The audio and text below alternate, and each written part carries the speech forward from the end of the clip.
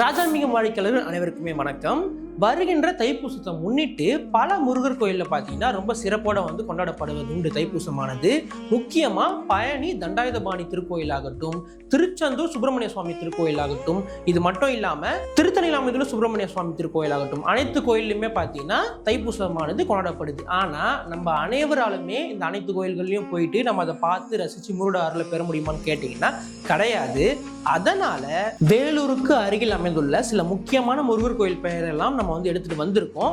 அனைத்து கோயில்களோட Google map லொகேஷனுமே பார்த்தீங்கன்னா நம்ம கீழே டிஸ்கிரிப்ஷன்ல கொடுத்துருக்கோம், டைம் ஸ்டாம்ப்ஸும் கொடுத்துருக்கோம். ஸோ நீங்க எந்த கோயில் உங்களுக்கு பக்கத்தில் இருக்கும்னு நினைச்சீங்கன்னா நீங்க அங்கே கிளிக் பண்ணி கூட டேரக்டா நீங்க பார்த்து தெரிஞ்சுக்கலாம்.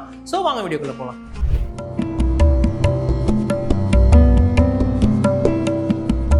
முதல்ல பார்த்தீங்கன்னா பாலாமதி அருள்மிகு குழந்தை வேலாயுதபாணி திருக்கோயில் ரொம்பவே அருமையான ஒரு கோயில். சின்ன கோயில், நீங்கள் ஃபேமிலியாக போயிட்டு வரலாம். ஆனால் இந்த கோயிலோட ஆம்பியன்ஸ் பார்த்தீங்கன்னா நேச்சர் என்க்ளோஸ்டாக ரொம்ப சூப்பராக சுற்றி மரங்களெல்லாம் உங்களுக்கு அருமையாக இருக்கும். இடமே பார்த்தீங்கன்னா ரொம்ப அமைதியாக அழகாக இயற்கை சூழ்ந்து காணப்படும்.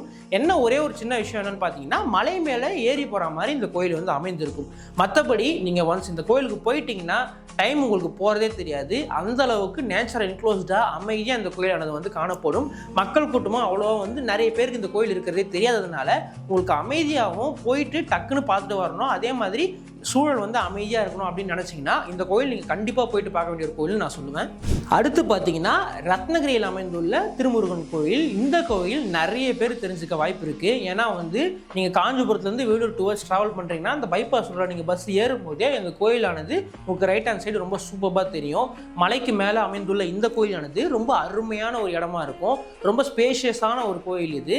அந்த அளவுக்கு நிறைய இடமும் நிறைய கூட்டம் வந்தாலுமே அந்த இடத்துல எந்த ஒரு திணறலும் எதுவும் இல்லாமல் நீங்கள் முருகரை தரிசனம் செஞ்சுட்டு போகலாம். வேலூரில் இருக்கீங்கன்னா கம்பல்சரி தைப்பூசத்தன்னைக்கு இந்த கோயிலில் போய் பார்த்துருங்க. ஏன்னா முருகரே பார்த்தீங்கன்னா 2 பரிமாணங்கள்ல இருக்கிற கோயிலில் இந்த கோயில் ஒரு முக்கியமான கோயிலானது. நிறைய பேருக்கு இந்த விஷயம் தெரியாது.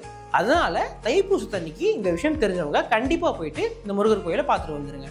அடுத்து பார்த்தீங்கன்னா முதல்ல சிறு கோயிலாக இருந்து இப்போ ஒரு மிகப்பெரிய சிலை வைத்து ரீசெண்டாக ரெனோவேட் பண்ண தீர்த்தகிரி வடிவேல் சுப்பிரமணிய சுவாமி திருக்கோயில். இந்த கோயில் பார்த்தீங்கன்னா ரொம்பவுமே ஃபேமஸ். ஏன்னா இன்ஸ்டாகிராமில் இந்த கோயில் திறந்ததுக்கப்புறம் நிறைய பேர் இந்த கோயிலோட வீடியோஸ் தான் அந்த டைமில் நம்மளோட இந்த தமிழ்நாட்டில் ரொம்ப ஃபேமஸாக போயிட்டு இருந்தது. அவ்வளவு அழகாக அந்த சிலையானது வடிவமைக்கப்பட்டிருக்கு.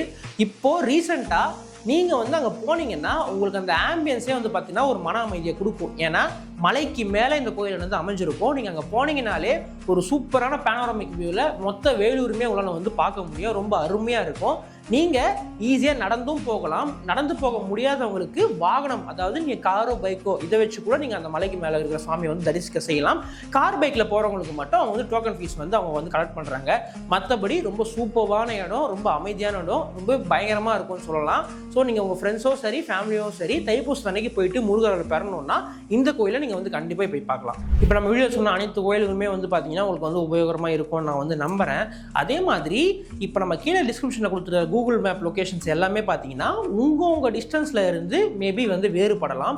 நாங்கள் அந்த ஊரோட மத்தியிலிருந்து கணக்கு பண்ணி தான் உங்களுக்கு இந்த கோயிலெல்லாம் அருகாமையில் இருக்குன்ற சொல்லியிருப்போம். உங்கள் சொன்ன கோயில்களில் உங்களோட ஊர் உங்களோட இடத்துல இருந்து ஒரு கோயிலுமே பார்த்தீங்கன்னா தூரமானது பார்த்தீங்கன்னா வேறுபடலாம். ஸோ அதை வச்சு நீங்கள் எந்த கோயில் போகணுன்றது அங்கேருந்து நீங்கள் முடிவு பண்ணிக்கலாம்.